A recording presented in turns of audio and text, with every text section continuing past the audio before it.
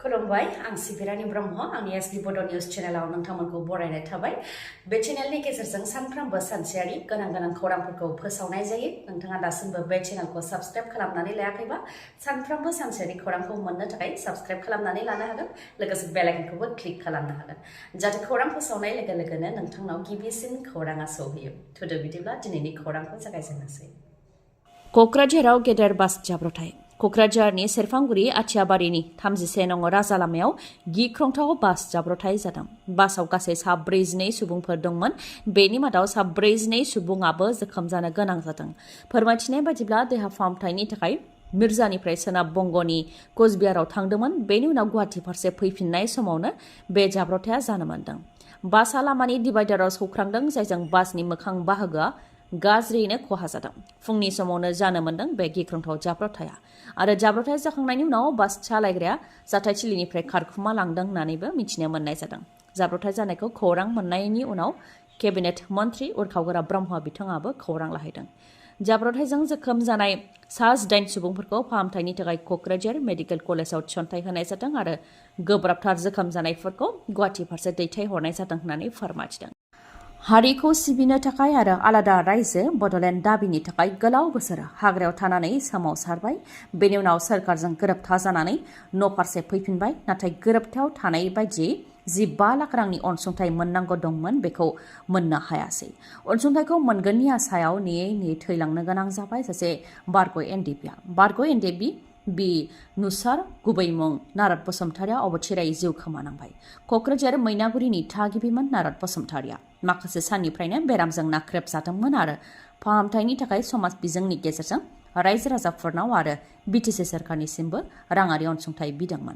बिथां बि नुसारा दा बे बुहुमाव गैलिया बिटिआर गोरोबथानि गेजेरजों मोननो गोनां जि मोनथाय बेखौ जाहाथे सोरखारा होयो बेनि थाखाय सोरखारनिसिम खावलायो बिथांनि अनजालि बिसिया रां मोननो थाखाय मुङा फैखाबाय होननायलाय गोबां आसा दंमोन नाथाय मोनसिगोनल' होनबाय थायो आरो रां मोनालासिनो थैलांनो गोनां जाबाय होननानैबो दुखु फोरमायथिदों अनजालि बिसिया बेनि अनगायैबो बेरामाव गोग्लैनाय समाव आरो थैनाय सानखालिबो एनडिएफबिनि रावबो दैदेनगिरिफ्रानो फैनानै खौरां लाफैयाखै होननानैबो दुखु फोरमायथिदों बिथांनि बिसिया जिनाहारि खालामनायनि दायाव नितेन बसुमतारिखौ जिउ जोबजासे जोबथेसालियाव थानायनि साजा फोसावबाय आरो 10,000 रां जुरिमाना फोनांबाय उन्दै बैसोनि हिन्जावसाखौ जिनाहारि खालामनायनि दायाव पक्स' आयेननि सिङाव नितेन बसुमतारिखौ जिउ जोबजासे जोबथेसालियाव थानायनि साजा फोसावनायजों लोगोसे 10,000 रांनि जुरिमाना फोनांदों मरिगाव बिजिरसालिया आरो 10,000 रांनि जुरिमानाखौ होआबा 3 दानसिम आरोबाव जोबथेसालियाव थाबावनो नांगोन दुथां नितेन बसुमतारिया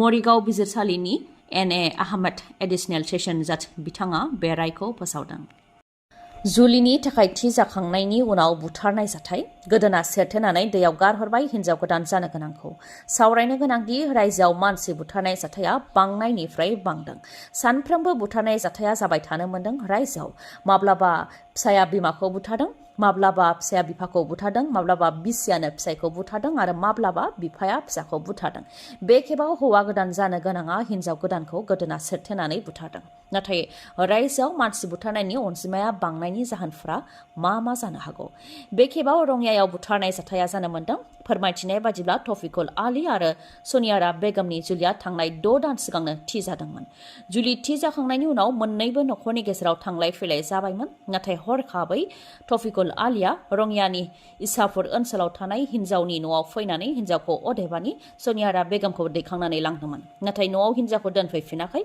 हरसे न'आव फैयैखौ लानानै नखरनि सुबुंफोराबो सनियारा बेगमखौ नागिरदोंमोन नाथाय मोननो हायाखैमोन उनाव जाथाय जानायनि अखानायै तौफिकुल इस्लामा पुलिस थानायाव थांनानै गावनो आखाइ दैखांहैदों गोदोना सेरथेनानै नुनि दैमायाव गारहैनायखौ फोरमायनानै लादों दुथाङा बेनि उनावनो पुलिसाबो दुथां बुथारग्राखौ लोगोआव लाफानानै नुनि दैमानिफ्राय सनियारा बेगमनि गोथै देहाखौ बोखांनानै लाबोदों नाथाय मा जाहोननि थाखाय दुथाङा बुथारनाय बेखौ दासिमबो रोखायै मिथिनो मोननाय जायाखै आम आदमी पार्टीनि दैदेनगिरि अरविंद केजरीवालनिफ्राय लानानै आम आदमी पार्टीनि एमपि एमएलए गासैबो दिनै बिजेपिनि हेडक्वार्टाराव थांगोन सानजौफु 2 रिंगायाव आम आदमी पार्टीनि गोजौ थाखोनि दैदेनगिरिफ्रा जयैनो बिजेपिनि हेडक्वार्टाराव थांगोन।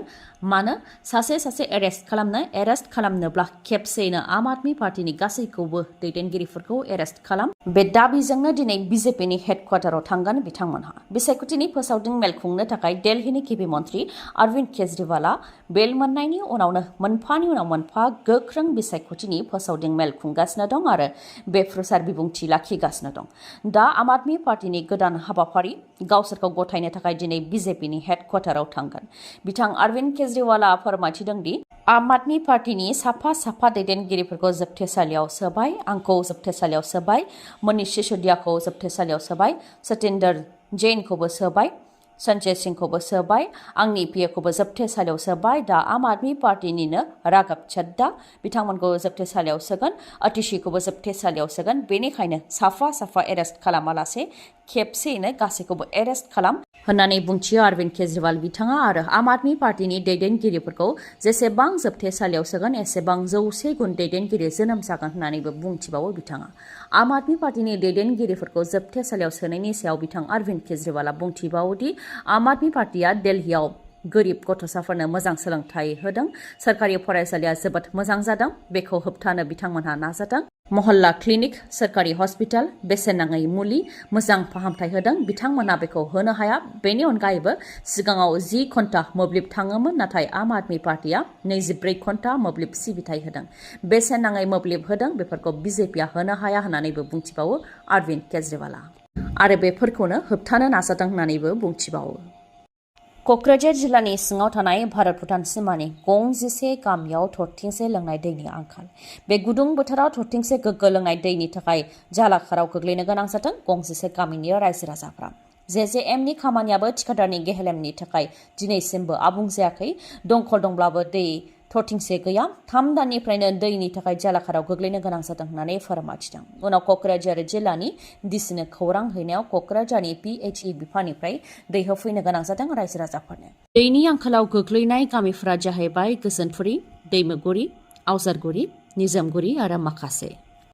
थैनाया बबे समाव आरो बबेयाव जोंखौ नेनानै थायो जों रावबो मिथिया। न'खरखौ फोथांनो थाखाय आगान सुरनायाव उनाव थैनायखौ गोबाहैगोन होननानै सोर सानदोंमोन। नाथाय सोरनि खाफालाव मा लिरनाय दं मिथिस'आ। खामानि मावनो थाखाय थांबाय थानायावनो रेलगारिजों होख्रेमजानानै सानैनि जिउ खहा आरो साथामा गोब्राबै जोखोम जादों। बे जाथाया नारेंगी रेलवे स्टेशननि साखाथियाव जानो मोन्दों। गवालपारानिफ्राय 5 सुबुंफोरा गुवाहाटियाव खामानि मावनो थाखाय थांदोंमोन। बेयावनो नारेंगी रेलवे स्टेशननि साखाथियाव बिथांमोनहा रेल साइथिंजों थाबायलांबाय थादोंमोन। बे समावनो गोख्रैथिजों फैनाय रेलगारिया बिथांमोन गासै 5खौबो सौख्रांलांदों, जायजों सानैया जायगायावनो जिउ खोमानो गोनां जादों आरो साथामा गोब्राबै जोखोम जानो गोनां जादों। जिउ खोमानांनाय सानै सुबुंनि मुङा शाहिनुर इस्लाम आरो हाफिजुल रहमान। बे जाथायनि अनगायैबो थांनाय शुक्रबार सानखालि गोबारै बारनाय बारहुंखाजों बङाइगावआव सासे सुबुंनि जिउ खहा जादों आरो सासेया गोब्राबै जोखोम जानो गोनां जादों। बङाइगाव उत्तर सालमारा फोनांजाबनाय लामानि उत्तर माजगावआव खारबाय थानाय गंसे अट' गारियावनो गेदेर दंफां बायसिनदों, जायजों अट' सिङाव थानाय चित्तरन्जन सरनिया मुंनि सुबुङा थैनो गोनां जादों आरो ध्रुव मेस मुंनि सुबुङा गोब्राबै जोखोम जानो गोनां जादों। फोरमायथिनाय बायदिब्ला अट'नि नाम्बारा AS19C9580 मोन। सिबियारिफोर गाखोनाय बासआव हरखाबै रोहो अर खामदों, जायजों 9 सिबियारिफोरा जिउ खोमानो गोनां जादों आरो माखासेया गाज्रियैनो अरजों खामजानो गोनां जादों। बे जाथाया हारियानानि नुआव जानो मोन्दों। फोरमायथिनाय बायदिब्ला पान्जाब आरो चन्डीगढ़निफ्राय माखासे सिबियारिफोरा उत्तर प्रदेशनि बृन्दाबन फारसे थांदोंमोन। बेनि उनाव फैफिननाय समावनो फुंनि 2:30 रिंगासो समाव बे गिख्रंथाव अर खामनाय जाथाया जानो मोन्दों। बे समाव गासैबो दावबायारिफ्रा उन्दुगासिनो दंमोन होननानै फोरमायथिदों आरो उन्दुफुबाय थानाय समावनो हरखाबै बासाव रोहो अर जोंब्लावदों, जायनि थाखाय माखासेया बासनिफ्राय ओंखारनो हायाखै, जायनि जाहोनाव 9 खामथारजानो गोनां जादों होननानै फोरमायथिदों। बासाव गासै 60 दंमोन। बेनि मादाव माखासे सिबियारिफ्रा अदेबानि दावबायारिफ्रा खोरखिजों बारज्रुमनानै गावनि जिउखौ खुनुरुखुम रैखा खालामनो हादों होननानैबो फोरमायथिदों। लक सभा बिसायख'थिनि थाखाय आसामनि गिबि मन्थ्रि डक्टर हेमन्त बिश्व शर्माया दासान्दि गुबुन गुबुन रायजोनि दाब दाब जायगाफोराव बिसायख'थिनि फोसावदिं मेल खुंगासिनो दं। गुबुन गुबुन जायगायाव थांनानै बिजेपिनो मानो 400 मासिनि गोनांथि बेनि सायाव फोरमायथि होदों गिबि मन्थ्रि बिथाङा। गुबैयै बिथाङा धोरोमनि खोथाखौ लानानैनो फोसावदिं मेल खुंदों। आसामाव दासिम गं 700 मल्ला बानायग्रा गला माद्रासाखौ बन्द खालामनाय जाबाय आरो बेनि हेंथा बुंनो रावबो हायाखै होननानैबो बुंथियो बिथाङा। जोंनि रांजों मानो मल्ला बानायगोन, जों मल्ला बानायग्रा गलाखौ बेखेवा डक्टर इन्जिनियारसो बानायगोन होननानैबो बिबुंथि होयो आरो UCC लाबोनो नांगौ, कृष्ण जन्मभूमि ज्ञानबापी मन्दिर बानायनांगौ, मुस्लिमफोरनो जि रिजार्भेसन होनाय जायो बेखौ बन्द खालामनांगौ, बेनिखायनो बिजेपिनो 400 मासि नांगौ होननानैबो बुंथियो। बिहारनि बक्सारावबो फोसावदिं मेल खुङो डक्टर हेमन्त बिश्व शर्मा बिथाङा। जायनाखि आनन्द मिश्राया उदां बिजाथि महरै गसंदों बेनि सायावबो बिथाङा बुंथिदों दि आनन्द मिश्राया बिजेपिखौ सिबिनो होननानैसो VRS लादोंमोन आरो टिकेट नाङा होननानै बुंथिदोंमोन। नाथाय बिथाङा नंखाय बुंदोंमोन। दा बिथाङा बुलेट लानानै भट बिगासिनो दं, नाथाय जोंनो बुलेट सालायग्रा नाङा। पाकिस्तान अकुपाइड काश्मीरखौ भारताव लाबोग्रा मदिखौसो नांगौ होननानैबो बुंथिबावो डक्टर हेमन्त बिश्व शर्मा बिथाङा। लोगोसे बुंथिबावो दि बिजेपिनि भटखौ दानखावनो थाखायसो बेरेखा दोलोआ आनन्द मिश्राखौ बिसायख'थियाव फसंदों। गोजोनथाव रादाब, बङाइगावनि आइ हस्पिटालाव दिल्ली एम्सनि डक्टर प्रबिन बसुमतारिया फैगोन। नोंथांमोनहाबो जुदि मेगननि जेंना जादोंब्ला बङाइगावनि आइ हस्पिटालाव थांनानै डक्टर प्रबिन बसुमतारिजों फाहामथाय लाजानो हागोन आरो बेनि सोमोन्दै नोंथांमोनहा खौरां लानो हास्थायदोंब्ला 6900949900 बे नाम्बाराव कल हरनानै खौरां लाहरनो हागोन। नोंथांनियाव मेगननि जेंना जादों नामा? जुदि नोंथांनियाव मेगननि जेंना जादों अब्ला नोंथाङा मेगननि हस्पिटाल नागिरनानै गोजान जायगायाव थांनांगौनि आरो गोनांथि गैलिया। बङाइगाव आइ हस्पिटालावनो नोंथांमोनहा मेगन नायजानो हागोन, जेराव मेडिकेल, रेटिना, OCT, पेक' मेसिननि गेजेरजों केटारेक्ट अपारेशन खालामनो हानायनि राहा दं। बेनि अनगायैबो ग्ल'क'मा इभालुएसन, अकिउल'प्लास्टिजों लोगोसे फार्मासि आरो अप्टिकेलनिबो राहा दं बङाइगावनि आइ हस्पिटालाव। नोंथांमोननो मिथिहोनो गोनांदि खम बेसेनावनो कम्पिउटारजों मेगननि अपारेशनबो खालामनाय जायो। गासै 4 मेगननि डक्टरखौ बे फाहामसालियाव मोननो हागोन। डक्टरफोरा जाहैबाय doctor Ashraful Alam MBBS, MS ophthalmology, cataract surgeon आरो IOL सार्जारियाव trained, doctor Kishore Pal MBBS, DO cataract and glaucoma specialist, doctor Payal Singla MBBS MS आरो doctor Meghali Sharma MBBS MS eye specialist ophthalmology. जायखिजाया मेगननि जेंना जायोबानो बे बङाइगावनि आइ हस्पिटालाव नोंथांमोनहा फाहामथायखौ लानो हागोन। समाया जाहैबाय समबारनिफ्राय सनिबारसिम फुंनि 9 रिंगायाव गेवगोन आरो मोनाबिलि 7 रिंगासिम थागोन। नाथाय रबिबारखालि फुंनि 9 रिंगायाव गेवनानै सानजौफुनि 1 रिंगासिमल' थागोन।